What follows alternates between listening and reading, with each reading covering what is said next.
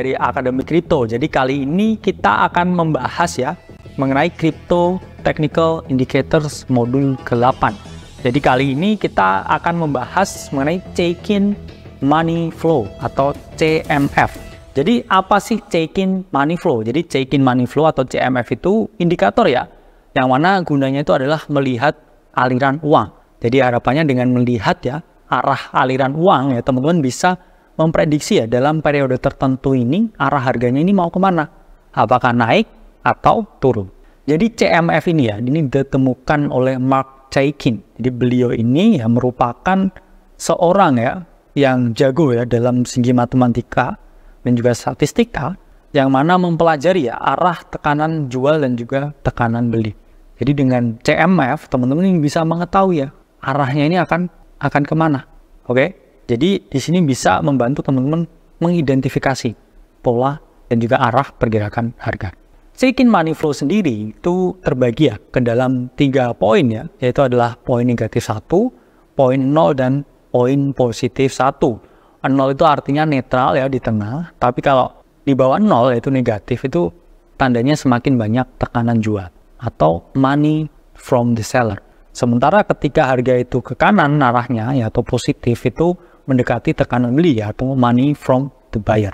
Jadi gimana caranya teman-teman menerapkan CMF ini di dalam TradingView? Jadi teman-teman bisa klik ya bagian indicators dan juga teman-teman type in di situ ya Check-in Money Flow. Kemudian teman-teman pilih ya Check-in Money Flow atau CMF-nya dan pakai periode 20 ya di bagian settingnya. Tampilan CMF itu seperti ini ya teman-teman ya. Di tengah median itu ada 0 ya. Semakin ke atas tuh tekanan belinya itu semakin tinggi, dan ke bawah itu tekanan jualnya itu semakin tinggi. Jadi ketika di bawah ini berarti apa tandanya? Semakin banyak ya shorter ya orang yang menjual. Tapi kalau dia positif ini dia semakin banyak orang yang membeli. Jadi nggak bisa ya di rentang negatif 1 atau 1 itu ya. Itu enggak. Pasti di rentang 0,1 ya, negatif 0,1 dan seterusnya. Cara menggunakan CMF gimana? Jadi di sini ya CMF itu bisa dijadikan suatu konfirmasi breakout untuk melakukan long atau buy. Jadi ketika teman-teman hendak melakukan long ya atau pembelian ya, ini misalkan kan di sini ada area resistance teman-teman. Area resistance ini terbreak, dan juga ketika harga break dari area resistance yang bisa jadi the new support, atau di sini bisa juga harga itu langsung terbang ke atas tanpa retest. Kita lihat di sini CMF-nya. Oke. Harga breakout dari resistance. Kemudian CMF juga breakout dari mediannya ini. Menunjukkan ya CMF-nya ini dalam keadaan yang positif. It means ya buyer itu berdatangan atau kecenderungannya itu adalah pembelian. Sehingga ya breakout ini didukung dengan CMF-nya. Jadi semakin tinggi time frame-nya, 4 daily, itu menunjukkan kalau di sini ya teman-teman breakout ini lebih valid. Jadi breakout ya, break resistance, teman-teman bisa membuka long di sini dengan konfirmasi bias dari CMF yang close di atas media. Nah, kemudian kedua, teman-teman bisa melakukan short di sini ya, ketika harga ini kan jebol ya dari resistance ini dan kemudian dia melakukan retest di sini. Ini harga di sini juga lihat ya teman-teman turun dari mediannya. Ini kan menunjukkan kalau ini ada breakdown, sehingga ada potensi teman-teman untuk melakukan short sell. Jadi harga turun jebol ya dari resistance-nya ini, ya dia nggak bisa tembus ya dari sini ya. Ini terjadi liquidity hunt, deviation, dia turun, konsolidasi ya di sini. Kemudian di sini harga itu di bawah CMF, sehingga di sini teman-teman bisa melakukan short.